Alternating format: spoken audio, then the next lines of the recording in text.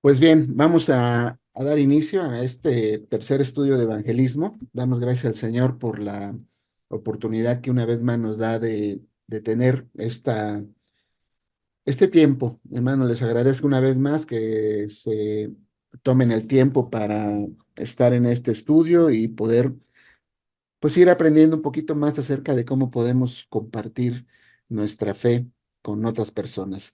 Vamos a continuar con lo que dejamos la semana pasada, que estábamos hablando de contextualizar el Evangelio y bueno, vimos los ejemplos de Pablo, los ejemplos del Señor Jesús, cómo ellos se adaptaban a las diferentes personas con las que compartían el Evangelio. Y veíamos que el apóstol Pablo, pues ahí en el pasaje ahí de 1 Corintios 9 del 19 al 23, veíamos cómo decía él que él se hacía a todos con el propósito de poder alcanzar a algunos, ¿verdad? Bueno, hoy vamos a continuar con este tema. Vamos a ver qué es lo que el apóstol Pablo quiso decir cuando mencionó esto aquí en esta parte de la primera carta a los Corintios. Pablo afirmaba que él eh, decía que no se sujetaba a los hombres, como dice ahí en Gálatas,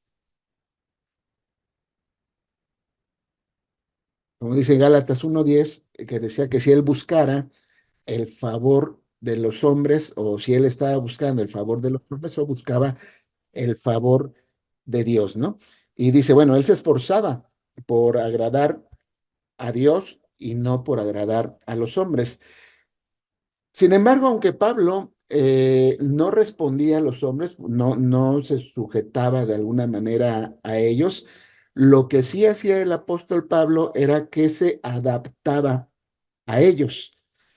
¿Por qué hacía él esto? ¿Por qué era que él tomaba esta actitud de adaptarse a los hombres con los que él les estaba compartiendo el evangelio? Bueno, lo que él quería hacer era quitar cualquier barrera que fuera una dificultad para que alguien pudiera tener un encuentro directamente con el Señor Jesucristo, ¿no? Cuando él habla de esto es porque él lo que quería era quitar cualquier cosa que pudiera significar una barrera para que la gente llegara a tener ese encuentro con el Señor Jesucristo, ¿no? Entonces, cuando reflexionamos en lo que dice ahí en la primera carta de Corintios 9:19, eh, podemos ver precisamente esto, ¿no? Como lo mencionara en alguna ocasión Martín Lutero haciendo referencia a este texto, decía Martín Lutero que un cristiano es un agente perfectamente libre de todos, ¿sí? Es una persona que no está sujeta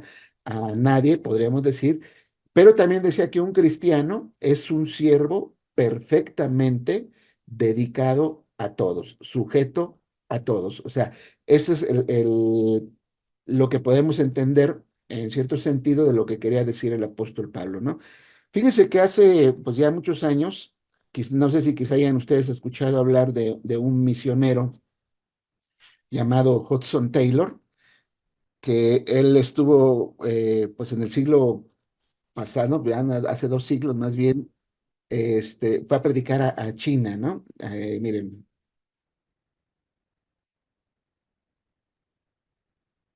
aquí tenemos a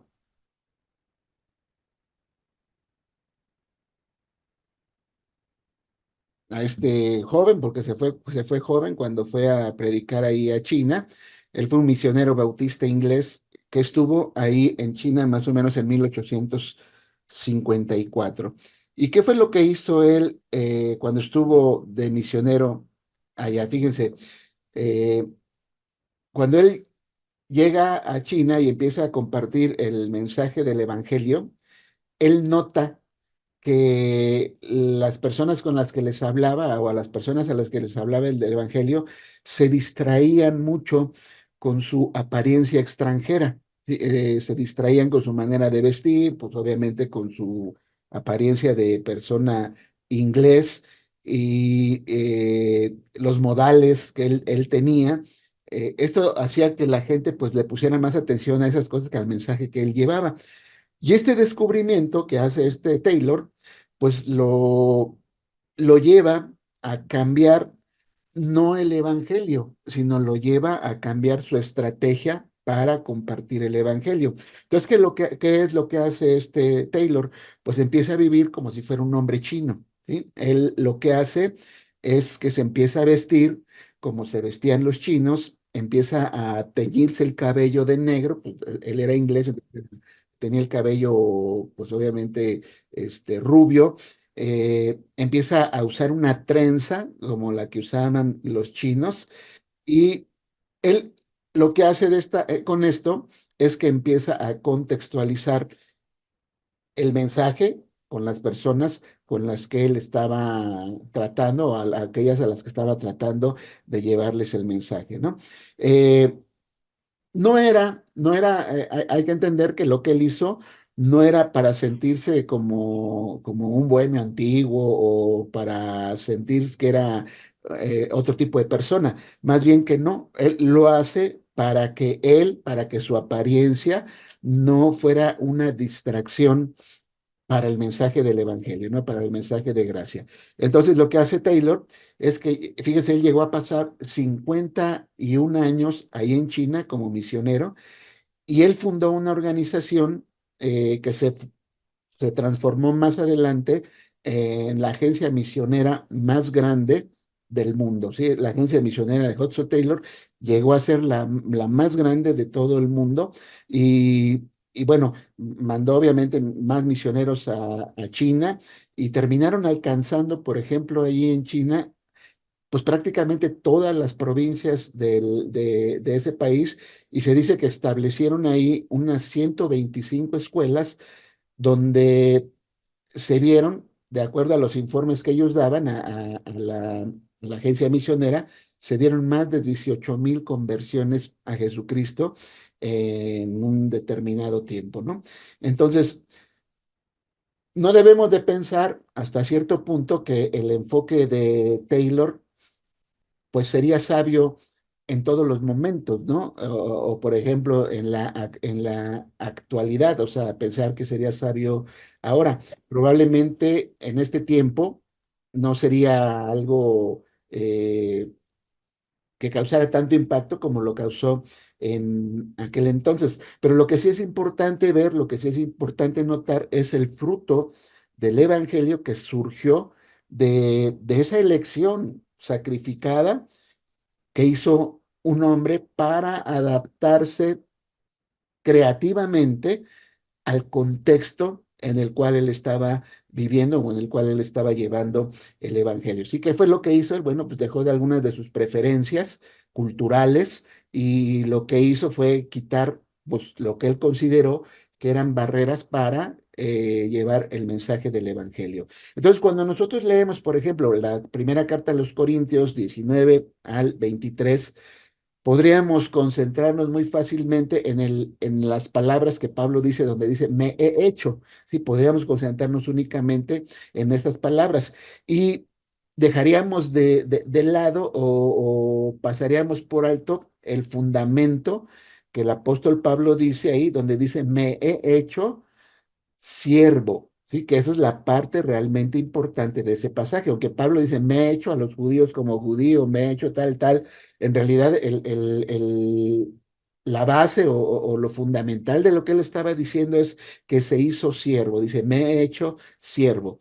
Entonces, en lo fundamental, hay que entender esto respecto a la contextualización. Miren,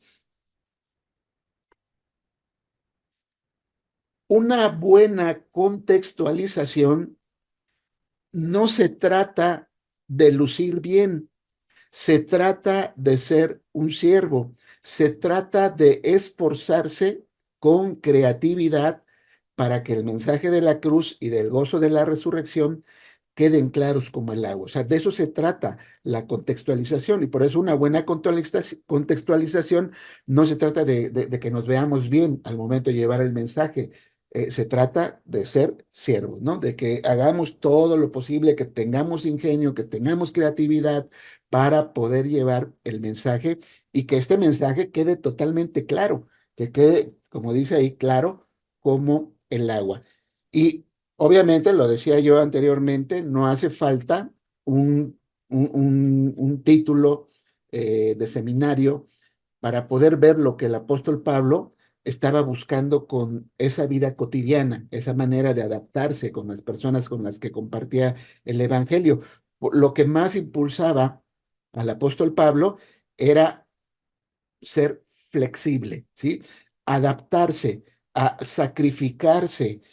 Esa era la pasión primordial que tenía el apóstol Pablo, esa pasión que tenía de ver a la gente que estaba perdida, de poderla ver, que acudieran, que llegaran al Señor Jesucristo. Por eso decía en el versículo 23, en otra versión dice, y todo lo hago por amor al Evangelio, ¿sí? Todo lo hago por amor al Evangelio. Entonces, ¿qué es lo que está en juego cuando no contextualizamos o cuando contextualizamos? ¿Qué es realmente lo que está en juego? ¿Sí? Bueno, para ser claros respecto a las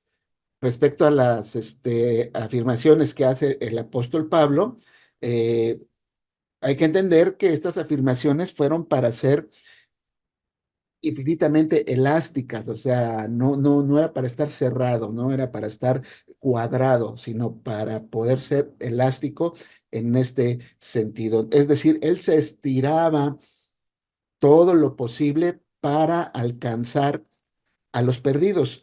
Pero esto es importante, o sea, el apóstol Pablo, al igual que nosotros, no debemos estar dispuestos a comprometer la verdad del Evangelio, ¿sí?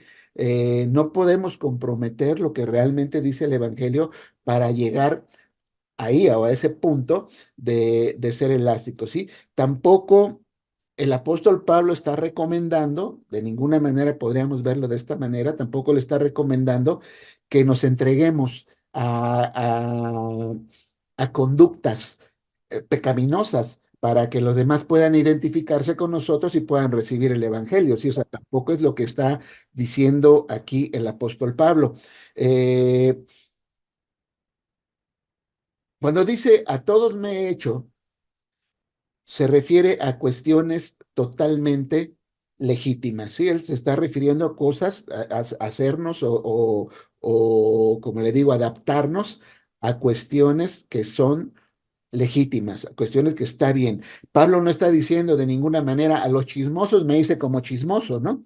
No está diciendo él a los borrachos me hice como un borracho. O sea, no está diciendo de ninguna manera que adoptemos conductas ilegítimas para llevar el evangelio, ¿sí? Tampoco está diciendo, pues, que nos hagamos de ninguna manera como las personas son, que cuando están viviendo de manera, pues, obviamente contraria a lo que enseña la Escritura. Lo que sí está diciendo el apóstol Pablo, en esencia, es, me acerco a los más o a la mayoría de personas, a las más que yo pueda, y soy flexible y, y me adapto para encontrarme con ellos donde están siempre que la verdad y la sabiduría lo permitan. O sea, lo que él está diciendo, soy flexible, voy y me adapto a donde ellos están, pero siempre y cuando la verdad y la sabiduría lo permitan. Hasta donde pueda hacer algo correcto, donde pueda hacer algo sabio, ahí es hasta donde yo puedo llegar, pero ya más allá no está permitido hacerlo, ¿no? Entonces hay que tener cuidado con esto y no malinterpretar las palabras del apóstol Pablo en este sentido, ¿sí? Entonces, lo que él está diciendo, en otras palabras, ahí en la primera carta de los Corintios, en el capítulo 9 y específicamente el versículo 20, cuando él dice, a los judíos me hice como judío, pues uno podría preguntarse, bueno, pues él ya era judío, ¿no? O sea, ¿cómo es que se hizo a los judíos si finalmente él ya era judío? Esto es como si dijéramos de alguna manera, ¿no? Algo traído a a nuestro tiempo, es como si dijéramos, ah,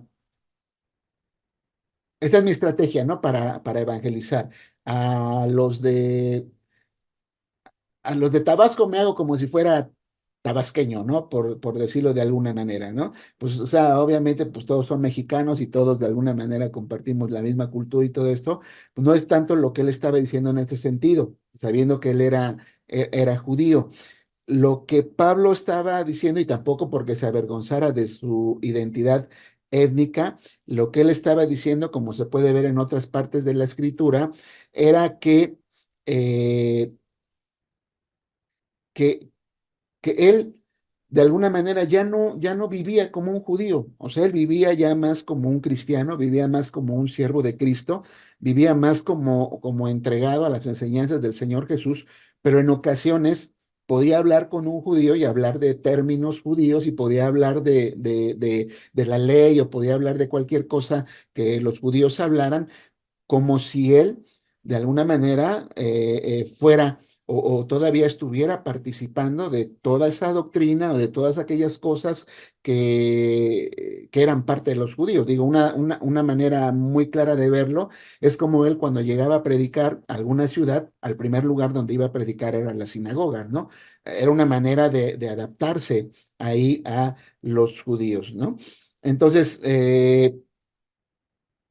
Pablo, fíjense cómo en una ocasión, si ustedes recuerdan, eh, quisieron, quisieron que Tito se circuncidara y Pablo no consintió, no quiso que Tito se circuncidara porque Tito era griego. Pero en una ocasión, podemos ver ahí en el libro de los Hechos que cuando se trató de Timoteo, Pablo sí lo llevó a que se circuncidara. Y uno podría decir, bueno, ¿qué pasó con Pablo? O sea, tuvo miedo de los judíos y por eso llevó a Timoteo para que se circuncidara o por qué a Tito no. Bueno, aquí hay que entender que cuando Pablo de alguna manera llevó a Timoteo para que se circuncidara, era porque el mensaje del Evangelio en ese momento estaba en juego. En el caso de Tito, no. No había ningún problema, o sea, no era algo vital para que el mensaje del Evangelio pudiera llegar a los judíos. Y en el caso de Timoteo, sí, al final de cuentas Timoteo era judío o tenía raíces judías, así que no había tanto problema en que participara de alguna manera de un ritual judío con tal de ganar a algunos judíos para el Señor Jesucristo, ¿no? Bueno, ah, entonces,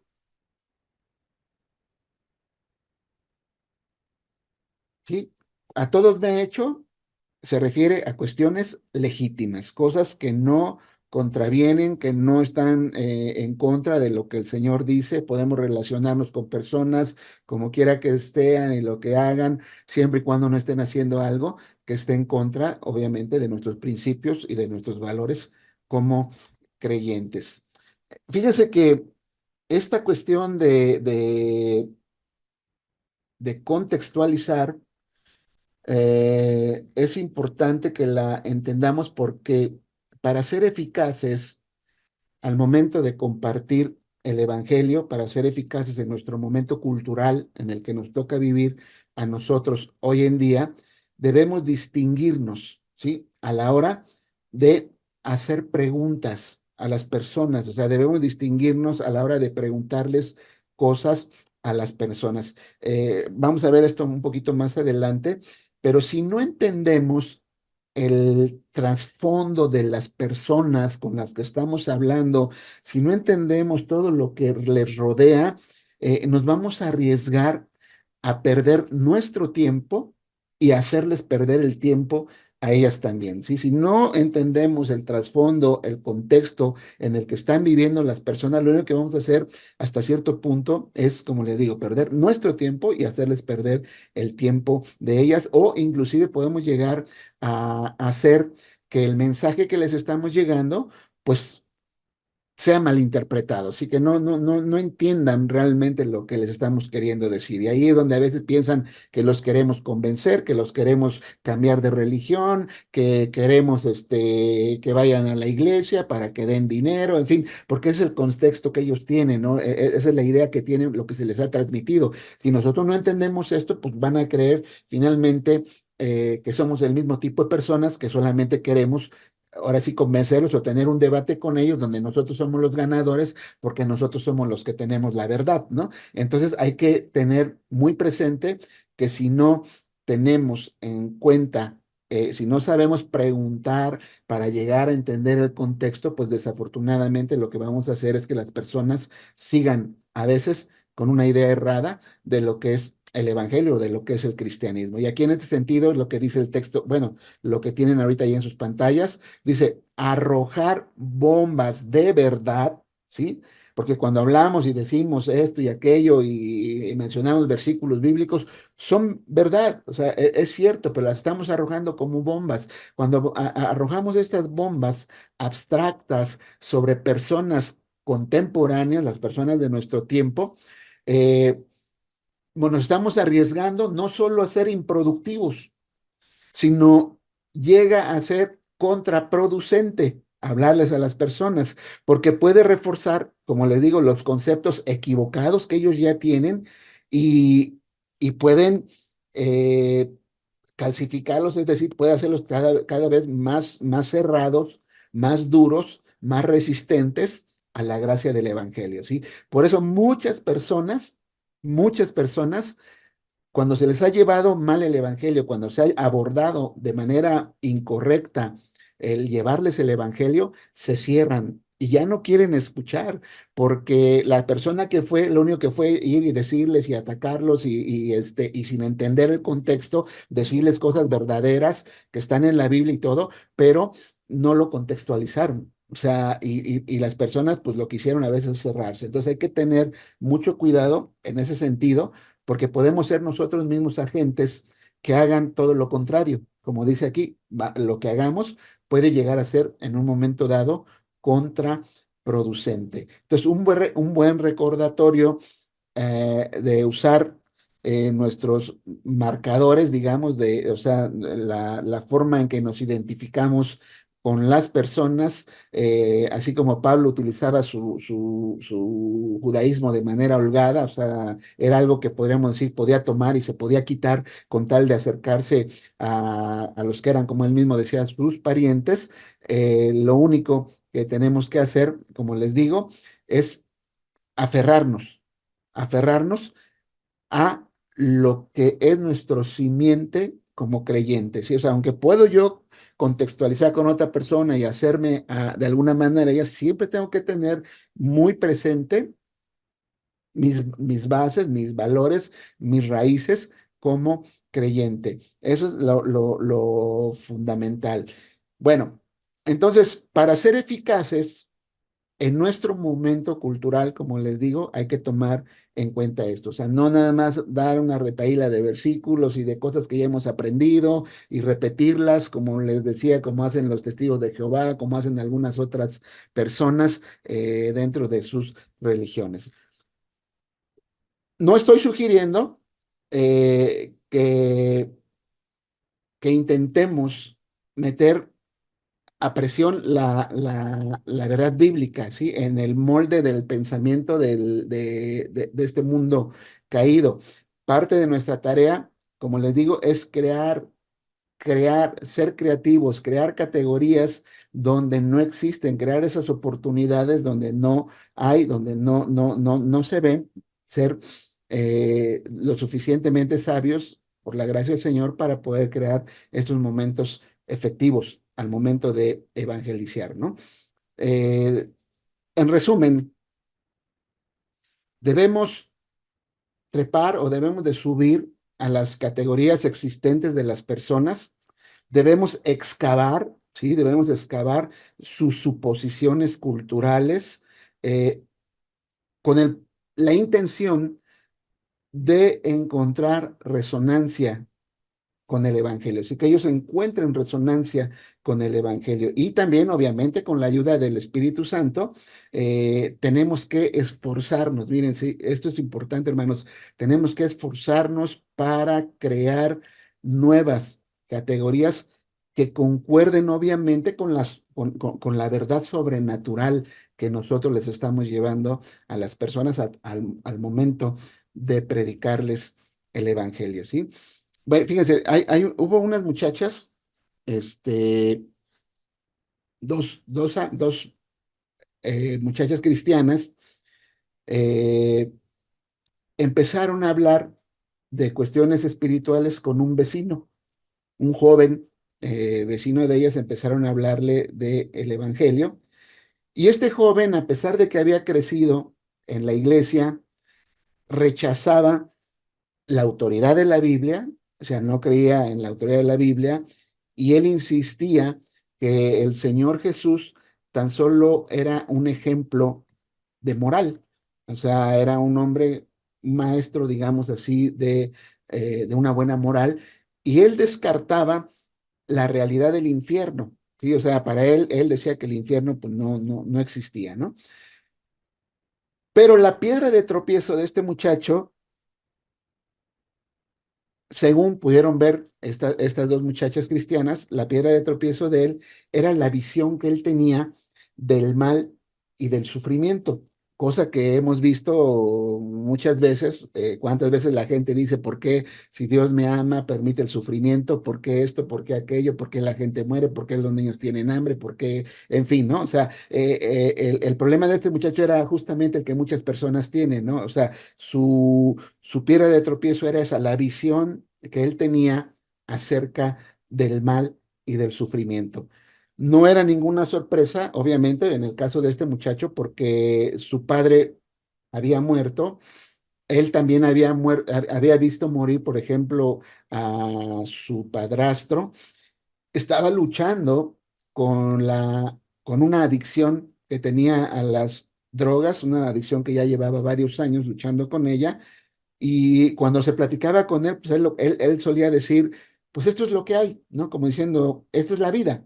Esto es, eh, pues lo que nos tocó vivir, por decirlo de alguna manera, es lo que él continuamente decía, para referirse al dolor que él sentía por todas las cosas que le habían estado pasando. Y sin embargo, también él utilizaba, o sea, estas cosas las utilizaba como esta historia de sus tribulaciones, de sus problemas, de todo lo que le había pasado. Él utilizaba esto como una manera, como un arma, como una barrera, como un pretexto, digamos, para sobrepasar lo que estas muchachas venían y le decían.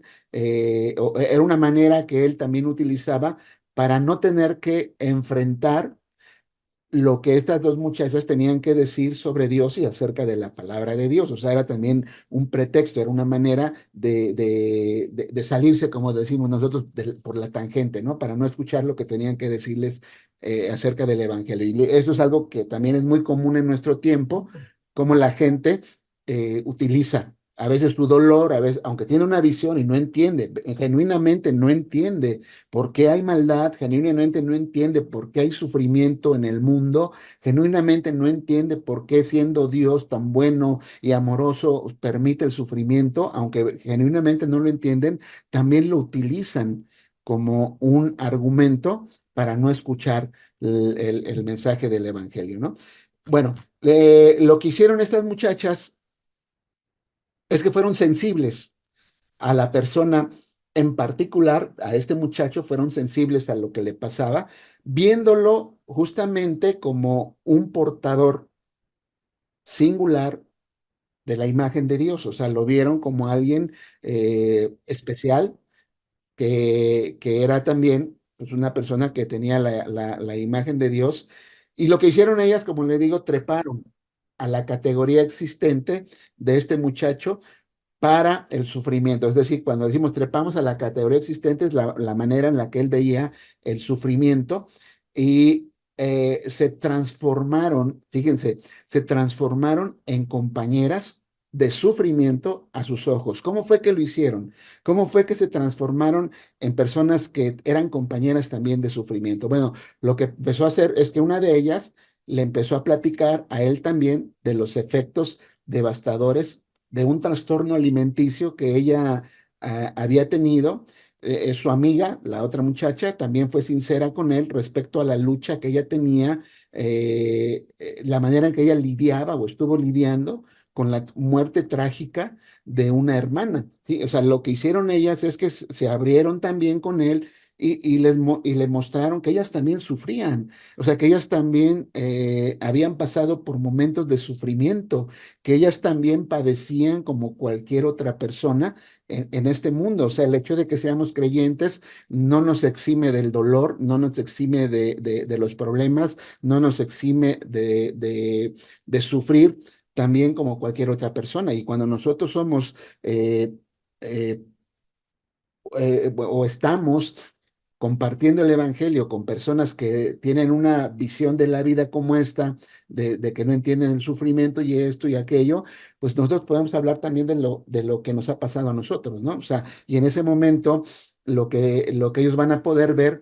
es que, como pasó en el caso de estas muchachas, la imagen que ellos tienen de nosotros cambia, ¿sí? La imagen que ellos se habían formado en general de cristianismo puede llegar a cambiar por este hecho, ¿no? Lo que pasó, por ejemplo, con él es que pues vio a estas muchachas, las dejó de ver como unas santurronas, como unas mojigatas que nada más hablaban de religión, que nada más hablaban de Dios, que nada más hablaban de la Biblia y todo, para verlas como personas reales, que tenían problemas reales, que lucharon con situaciones reales, y eso permite que la gente se identifique y nosotros nos identificamos de alguna manera también con las personas, ¿no? Entonces hay que sostener que el peor dolor humano, que es algo que nosotros conocemos, o sea, lo peor que le puede pasar a una persona en este mundo, no se compara, no se compara, así como lo dice la palabra del Señor, no se compara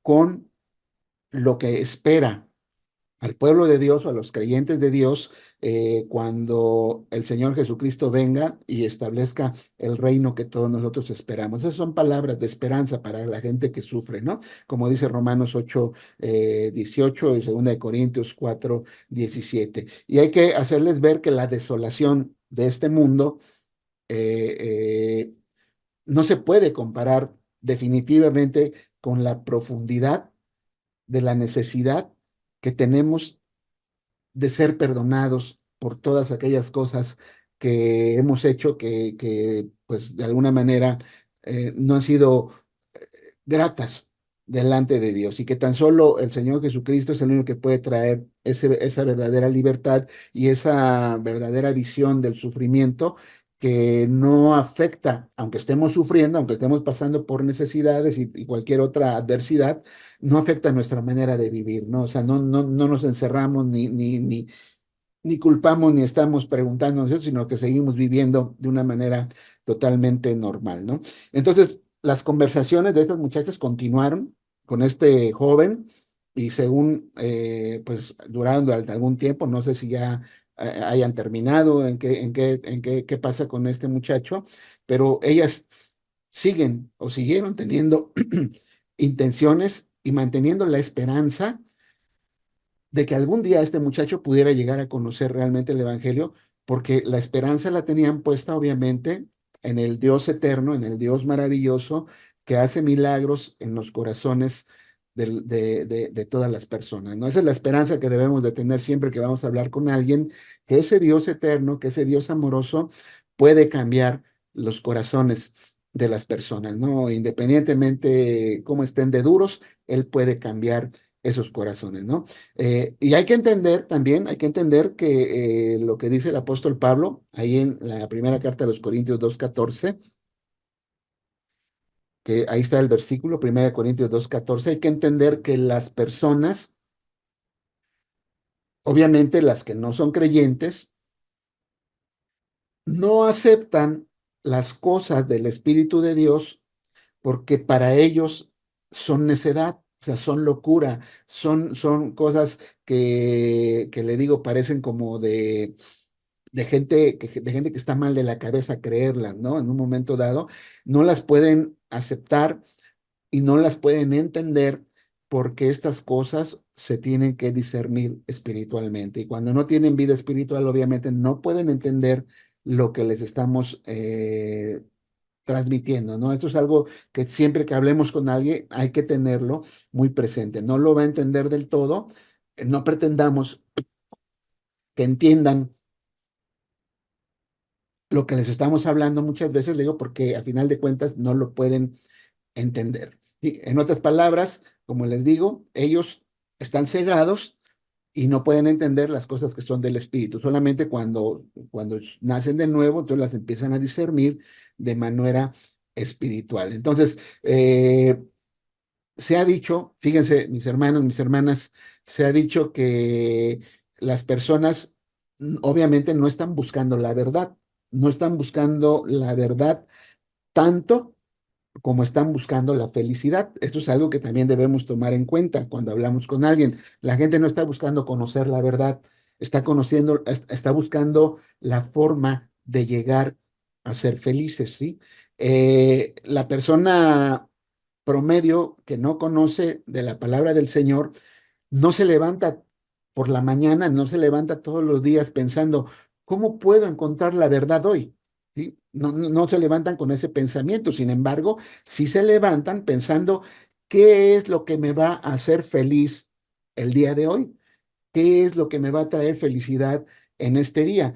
Y como creyentes, nosotros, por supuesto, hemos descubierto, sabemos, estamos totalmente seguros que la felicidad real y duradera se encuentra solamente en aquel que dijo, yo soy el camino, la verdad y la vida. O sea, nosotros lo sabemos, lo entendemos y eso también es algo que les podemos transmitir, ¿no? Porque le digo, la gente en general lo que está buscando es un poco de felicidad, ¿no? Y imagínense también si la persona con la que usted está hablando es una persona que está sufriendo, que está padeciendo, que tiene problemas familiares, que tiene enfermedad, que está pasando por un problema económico, que está pasando por diferentes circunstancias, pues lo que quiere es ser feliz. O sea, lo que quiere es salir de esos problemas, o sea, no le interesa conocer la verdad como tal, lo que quiere es cómo puede lograr ser feliz, ¿no?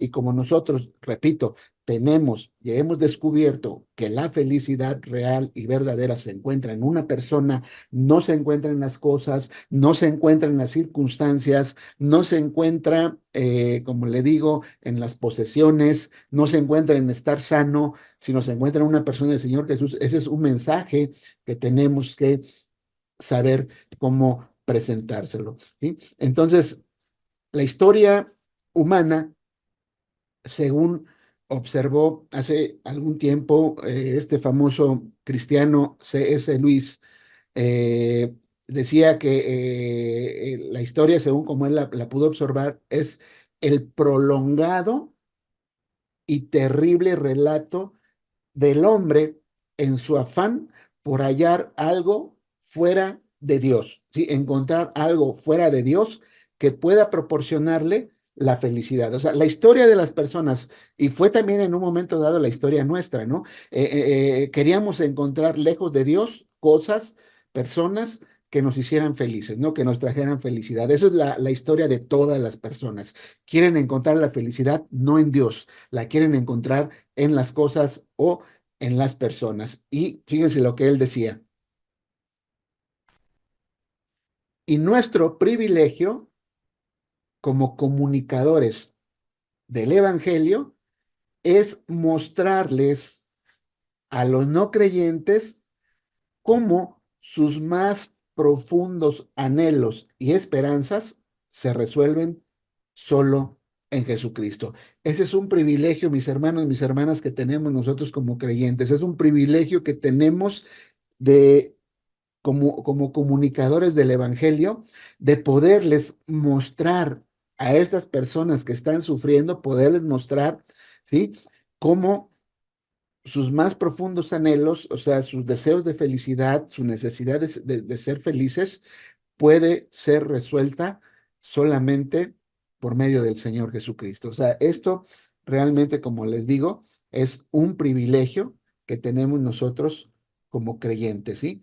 Y al prepararnos para compartir el Evangelio, debemos prepararnos para cuestionar las preguntas de la gente. Es decir, lo que me preguntan, tengo que cuestionarlo, o sea, tengo que cuestionar esas preguntas que me hacen, que les digo, eso también lo vamos a ver más adelante, pero debemos explicar cómo todo aquello, cualquier cosa que tomemos como sustituto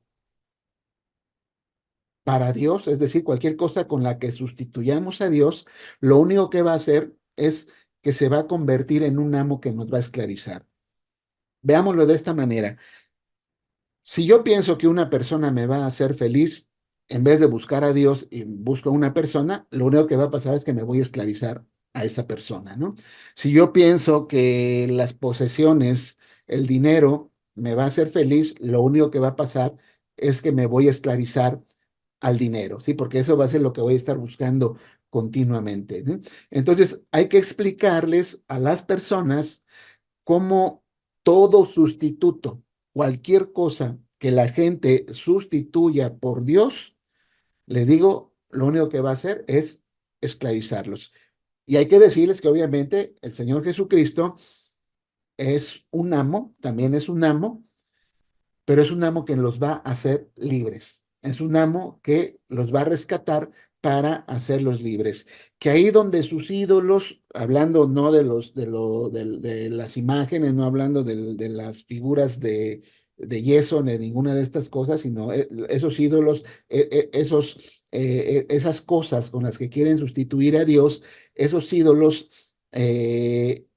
exigen, son ídolos exigentes, ¿no? Y que al final de cuentas desilusionan, ¿sí? Porque no logran llenar realmente a las personas. Y lo que hacen, como les digo, es desilusionarlos y esclavizarlos hasta tenerlos, como decimos, con el pie en el cuello, ahí teniéndolos pisados, totalmente esclavizados. Pero que el Señor Jesús aparece y dice, todo lo contrario, yo me dejaré hasta cierto punto aplastar por ti, ¿no? O sea, él toma ese lugar, esa sustitución nuestra para hacernos totalmente libres, ¿no?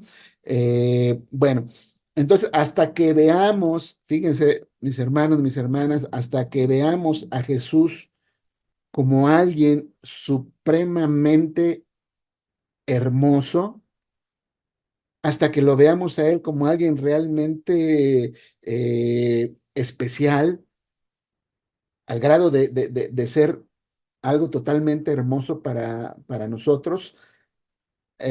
Cuando veamos a aquel por el cual todas las cosas fueron creadas, como dice la palabra del Señor, hasta que no lo veamos de esa manera, vamos a seguir siendo esclavos de algo que Él hizo, ¿sí? O sea, vamos a ser esclavos de las cosas que Él creó en vez de verlo a Él como, les digo, el creador. Así que hay que entender que Él nos ama, que ama a las personas lo suficiente como para perdonarlos, para liberarlos y para satisfacer, ¿sí?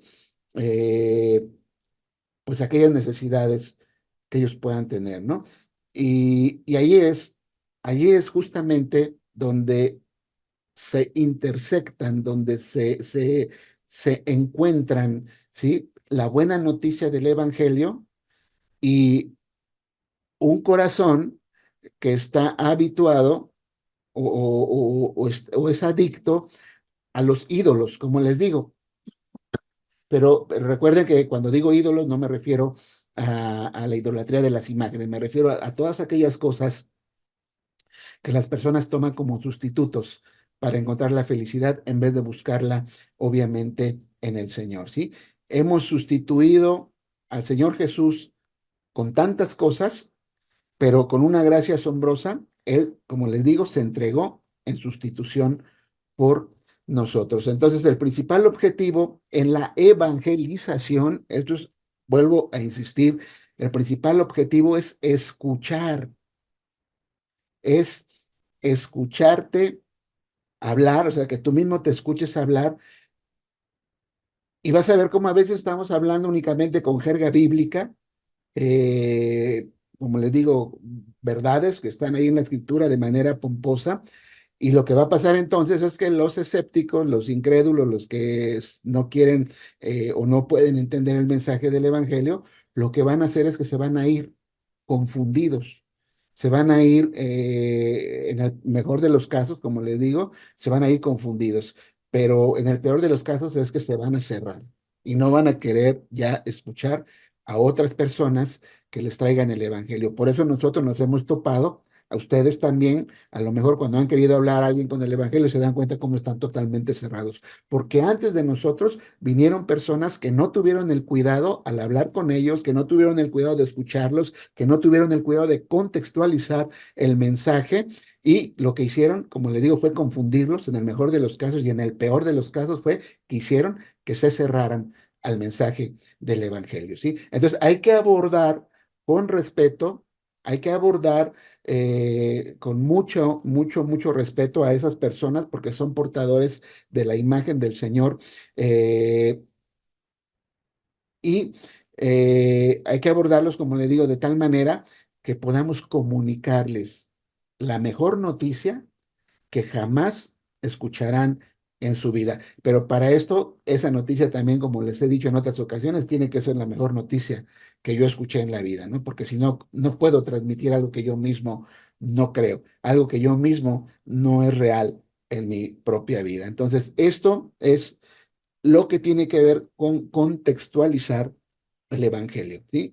Hay que tener esto muy presente cuando hablamos del Evangelio. Entonces, con esto terminamos esta parte de la contextualización del Evangelio y pasamos al siguiente tema. Le digo, obviamente no lo vamos a terminar, pero vamos avanzando, nos vamos adentrando en los siguientes temas. Fíjense, vamos a hablar ahora acerca de que hay, ya lo saben ustedes, se dice, es parte de lo que siempre se dice en la iglesia, que hay que amar a los perdidos, es algo que se nos dice, que se nos ha enseñado de toda la vida, que hay que amar a los perdidos para poder hablarles del Evangelio, pero quizá no hemos profundizado en qué consiste esto, ¿no? O sea, en qué consiste realmente amar a la gente que está perdida. Entonces vamos a entrar ahora en este tema. Déjenme cambiar de diapositivas.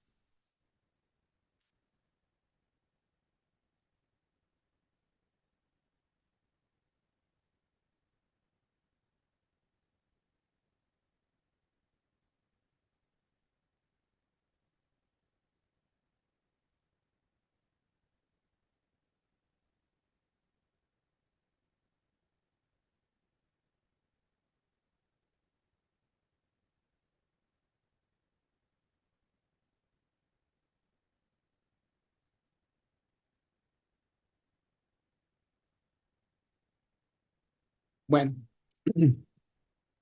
vamos a hablar acerca ahora del amor a la gente que está perdida, amor a los perdidos. Si amo suficientemente a alguien, si amo a alguien lo suficiente, voy a superar mi temor de hablarle y le voy a hablar de Cristo.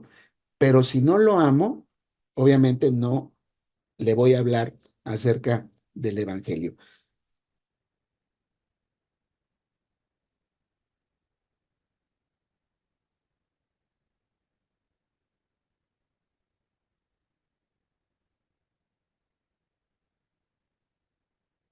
Ah, esta verdad de hablar del Evangelio, eh, la podríamos tomar de alguna manera de ese pasaje que dice el apóstol Juan cuando dice que el amor echa fuera el temor. ¿Sí? Este pasaje obviamente está hablando de la salvación, el pasaje de Juan, pero bien podría ser aplicado a este contexto del evangelismo, porque a veces hay temor a hablar del evangelio, ¿sí? A veces tenemos ese temor de compartir las buenas nuevas por diferentes razones, ¿no? Temor a que no nos escuchen, temor a que se burlen de nosotros, temor a que dejen de hablarnos, temor a perder la amistad con algunas personas o tener problemas con nuestros familiares, en fin, siempre hay algunos temores, ¿no? Y este pasaje bien podría ser aplicado al decir que el amor justamente a esas personas, pues vence ese temor que a veces tenemos para compartirles el Evangelio. Si aplicar esta verdad de manera horizontal, el amor de Dios por nosotros, que mata el temor, que produce eh, un amor en nosotros que mata el temor de hablarle a otras personas del Evangelio. Recordemos lo que dice Juan, primera de Juan 4:19, nosotros amamos a Dios porque Él nos amó primero. O sea, esa es la razón por la cual nosotros amamos a Dios. O sea, lo he dicho en otras ocasiones, no es que nosotros fuimos lo suficientemente buenos como para amarle, sino que como respuesta del amor de Él hacia nosotros es que nosotros ahora le podemos amar. Bueno, ¿en qué consiste esto de amar a los perdidos? Miren, es necesario hacer amigos, ¿sí? Es necesario cultivar amistades para poder compartirles el mensaje del Evangelio. Hay que hacer amigos. Al Señor Jesús, cuando ustedes leen la escritura y han de recordar cómo al Señor Jesús lo acusaron de muchas cosas. O sea, hubo muchas cosas de las cuales lo acusaron, pero una de ellas fue justamente que él era amigo de publicanos y de pecadores. ¿Sí? O sea, era una de las acusaciones hacia el Señor Jesús, que él era amigo de publicanos y de pecadores. Es decir, que era amigo de gente de una dudosa reputación, ¿no? Para la gente que se creían superiores como los judíos, ¿no? No lo criticaban, no criticaban al Señor Jesús por ser un espectador o un conocido, sino lo criticaban justamente por ser un amigo, ¿sí? Esa era la razón por la cual lo criticaban, por ser un amigo, ¿sí? A Jesús lo acusaron, como le digo, entre muchas cosas, de ser amigo de recaudadores de impuestos y de pecadores. Esa era una de las acusaciones que tenía, ¿no? Y el mismo Señor Jesús decía, el Hijo del Hombre vino a buscar y a salvar a los perdidos, o a buscar y a salvar lo que se había perdido. Y él lo hizo en el contexto de las relaciones auténticas, ¿sí? Pablo también, de alguna manera, modeló este tipo de evangelización relacional, el tipo de evangelización que tiene que ver justamente con relacionarse con las personas a un grado o hasta cierto punto de amistad, ¿sí? Decía el apóstol Pablo, eh, ahí en la primera de Tesalonicenses 2 7 y 8 fíjense, decía Pablo lo siguiente, cuando les escribe a los cristianos de ahí de Tesalónica, les dice lo siguiente, más bien demostramos ser benignos entre ustedes. Él está hablando de cuando fueron a hablarles del Evangelio, o sea, la manera en que ellos fueron a hablarles del Evangelio a los que estaban ahí en Tesalónica, ¿no? Dice, llegamos y fuimos benignos entre ustedes, fuimos como una madre que cría con ternura a sus propios hijos, teniendo así un gran afecto por ustedes.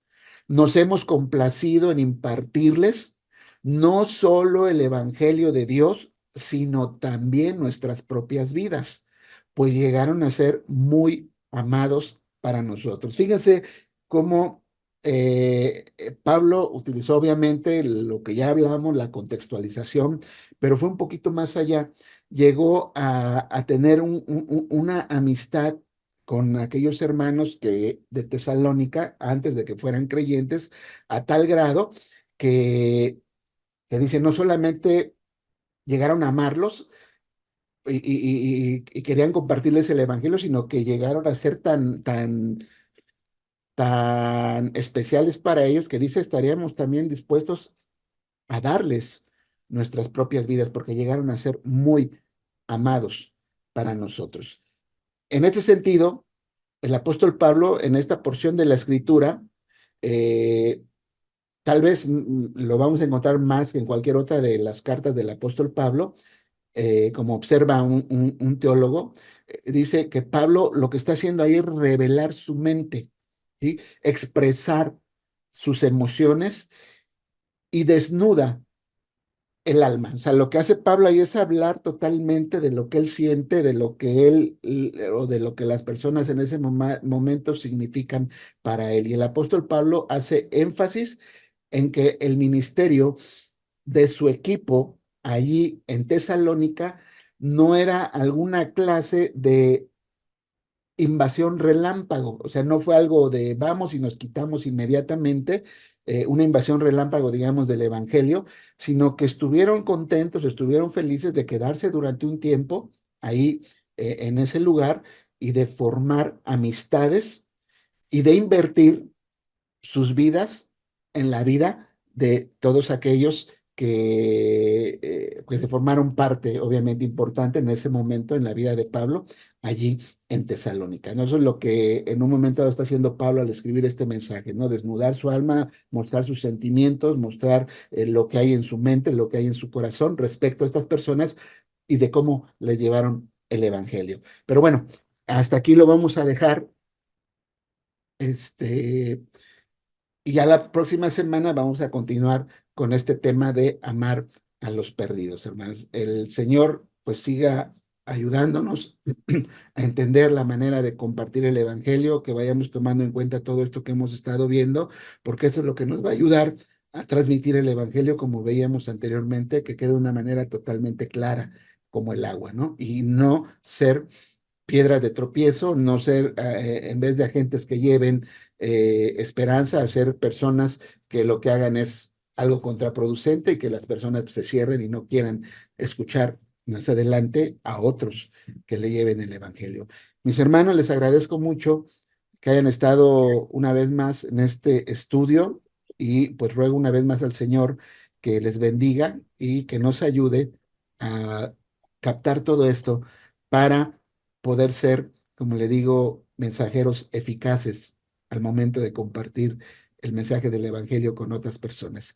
Hermanos, que el Señor les guarde, que el Señor les bendiga y primeramente Él, nos estamos viendo el domingo ahí en la comunidad para alabar a nuestro Señor. El Señor sea con todos ustedes y con sus familias.